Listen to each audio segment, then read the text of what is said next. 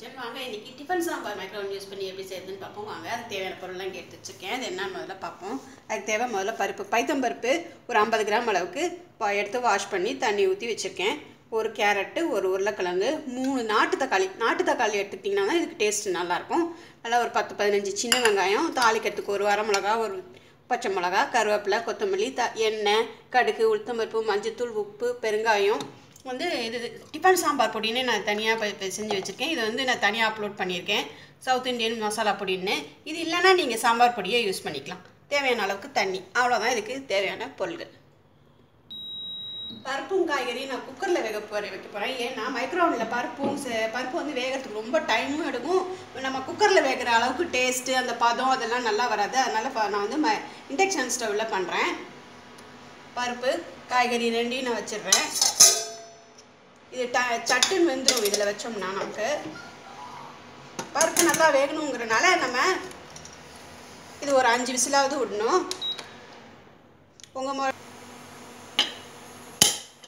Whistle வர வரைக்கும் நம்ம வெயிட் பண்ணலாம். பாருங்கள், பருப்பும் காயும் குக்கரில் 5 விசில் வச்சேன். நல்லா வெந்துச்சு ரெண்டும். இப்போ நம்ம சாம்பார் செய்யலாம். மைக்ரோவன் பாத்திரத்தில் 2 ஸ்பூன் எண்ணெய் விட்டுட்டு கடுகு, உளுத்தம்பருப்பு போட்டு தாளிச்சிக்கலாம். கொஞ்சமாக பெருங்காயம், மிளகா எல்லாம் போட்டுட்டு ஒரு 30 செகண்ட்ஸ் நான் மைக்ரோ ஹையில் வைக்கிறேன். இப்போது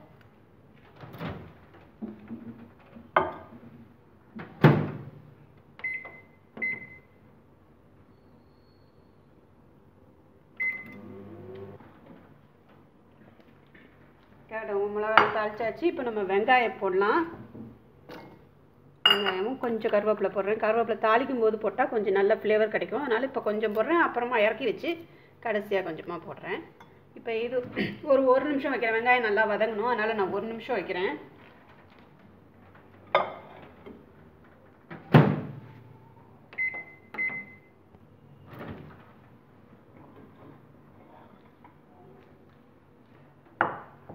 வெங்காயம் நல்லா வதங்கிடுச்சு. இப்போ நான் தக்காளியை சேர்க்குறேன்.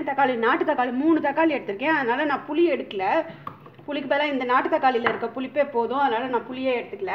நீங்கள் பெங்களூர் தக்காளி எடுத்துக்கிட்டிங்கன்னா புளி கரைச்சி விட்டுக்கோங்க. ஒரு சின்னதாக நெல்லிக்காய் அளவுக்கு புளி இருந்தால் போதும் இந்த டிஃபன் சாம்பாருக்கு புளி ரொம்ப தேவையில்லை. இப்போ இது ஒரு 2 நிமிஷம் வைக்கிறேன் நான்.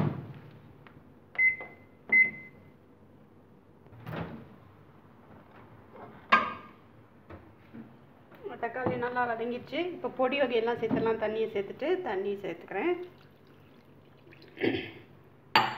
சாம்பார் பொடி, இந்த பொடி சவுத் இண்டியன் சாம்பார் மசாலா பொடின்னு தனியாக போட்டிருக்கேன். இல்லைன்னா சாதாரண சாம்பார் பொடியை சேர்த்துக்கோங்க.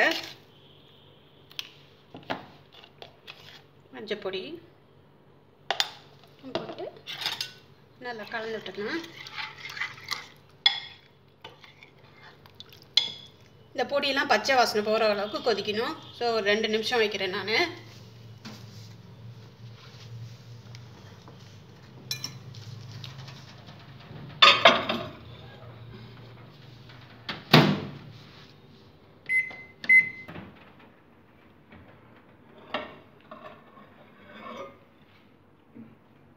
பச்சை வாசனை போக கொதிச்சிருச்சு. இப்போ பருப்பு காய்கறி எல்லாம் சேர்த்துட்டு திருப்பி ஒரு 2 நிமிஷம் வைக்கலாம். நம்ம வேக வச்ச பருப்பு மைக்ரோவனில் வச்சோம்னா இந்த மாதிரி பருப்பு வேகாது. அதனால தான் நான் மைக்ரோவனில் வைக்காமல் இண்டக்ஷனில் வச்சேன். இன்னும் கொஞ்சம் தண்ணி போட்டுக்கலாம். திக்காக இருக்குது, அதனால் இன்னும் கொஞ்சம் தண்ணி சேர்க்குறேன்.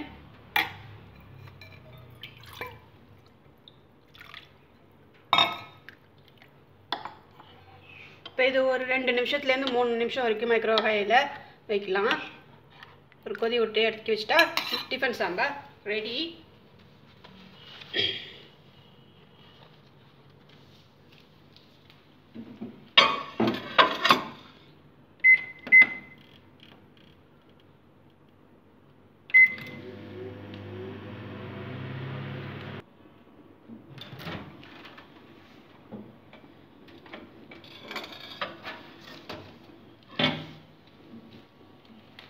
சாம்பார் ரெடி ஆயிடுச்சு. கருவேப்பிலை கொத்தமல்லி போட்டு கார்னிஷ் பண்ணால் சாம்பார் ரெடி.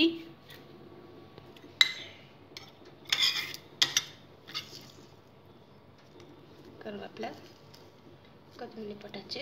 இப்போ சாம்பார் டிஃபன் சாம்பார் ரெடி ஆயிடுச்சு.